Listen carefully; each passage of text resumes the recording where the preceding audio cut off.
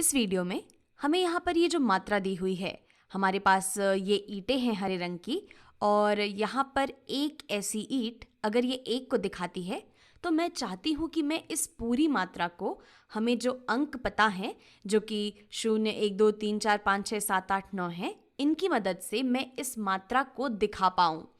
और जिस तरीके से मैं इसे करने वाली हूँ वो ये है कि मैं इन ईंटों का 10-10 का समूह बनाऊंगी। और इस तरीके से हम देखेंगे कि यहाँ पर हमारे पास कितने समूह आते हैं 10-10 के इन ईंटों के, और उसके अलावा हमारे पास कितनी ईंटें बच जाती हैं जो कि इस 10 के समूह में नहीं आएंगी। तो चलिए शुरू करते हैं इन ईंटों को 10-10 के समूहों में बांटना या फिर दहाइयों में बांटना। तो ये हो गया मेरा एक ईंटा, ये आया 2, 3, 4, 5, 6, 7, 8, 9, 10।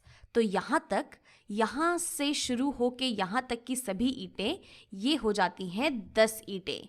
तो मेरे इस समूह में आ गई कुल 10 ईंटें। फिर यहाँ से अगर हम गिनना शुरू करें तो ये हो गया 1, 2, 3, 4, 5, 6, 7, 8, 9, 10। तो यहाँ तक मेरा दूसरा समूह आ जाता है 10 ईंटों का। तो अब तक मेरे पास कुल 2 समूह हो चुके हैं 10-10 ईंटों के, और हमें दिख रहा है कि और भी समूह बनने वाले हैं। तो चलिए गिनती शुरू करते हैं। 1, 2, 3, 4, 5, 6, 7, 8, 9, 10। तो अब यहाँ तक हमें तीसरा समूह मिल जाता है हमारी 10-10 ईंटों का। फिर इसके बाद 1, 2, 3, 4, 5, 6, 7, 8, 9, 10। फिर हमें एक और समूह मिल रहा है यहाँ पे 10 ईंटों का।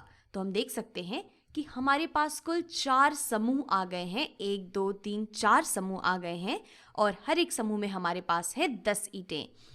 तो ये मेरा पहला समूह है 10 का। तो ये हो गई हमारी एक दहाई। एक दहाई ये बराबर होती है 10 के। ये हो गई मेरी दूसरी दहाई, ये हो गई मेरी तीसरी दहाई, और ये हो गई मेरी चौथी दहाई यहाँ पर। तो हमारे पास कुल मिलाकर यहाँ पर हो गई हैं, अगर हम इन सभी को आपस में जोड़ दें तो हमारे पास हो गई हैं कुल मिलाकर 4 दहाइयाँ। तो हमारी इस संख्या में 4 दहाइयाँ या फिर 4 टेंस हैं। यहाँ पर एक समूह ये 1 10 या फिर 1 10 के बराबर है, इसलिए हमारे पास कुल मिलाकर यहाँ पर 4 टेंस हैं। लेकिन हमारी गिनती अभी खत्म नहीं हुई है। अभी भी हमारे पास ये 2 ईंटें बची हुई हैं। तो यहाँ पर हमारे पास ये एक ईंट बची रह गई है। तो ये एक ईंट ये दिखाती है 1 को, या फिर इसे हम कह सकते हैं इकाई, एक इकाई को दिखाती है ये।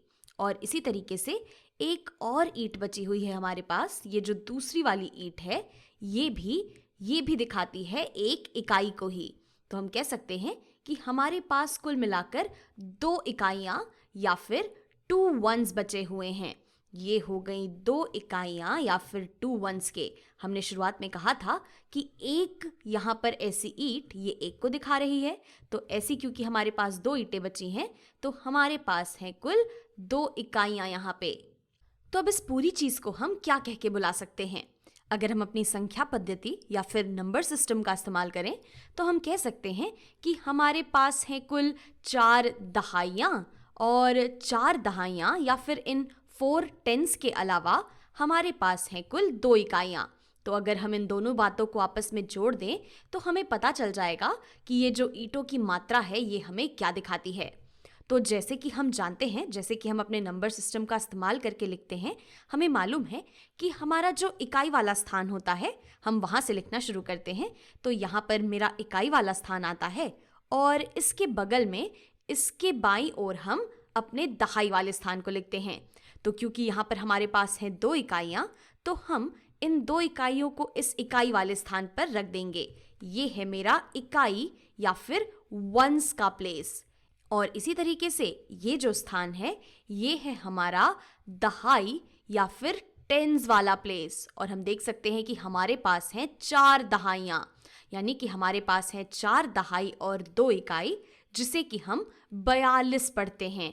और इसी बात को सोचने का दूसरा तरीका है कि हमारे पास है 4 दहाइयाँ। तो 4 दहाइयों का मतलब है कि हमारे पास 4 बार 10 या फिर हमारे पास है 40। और 40 के अलावा हमारे पास ये 2 एक चीज़ें हैं, यानी कि हमारे पास हैं कुल 2 चीज़ें। तो अगर हम 40 और 2 को आपस में जोड़ दें तो हमें मिल जाता है 42। और यहाँ पर ये सभी बातें इस ईंटों की मात्रा को हमें दिखा रही हैं। तो 40 प्लस 2 ये हमें कहता है कि हमारे पास 4 दहाई और 2 इकाई है, जो कि 42 को ही दिखाती है।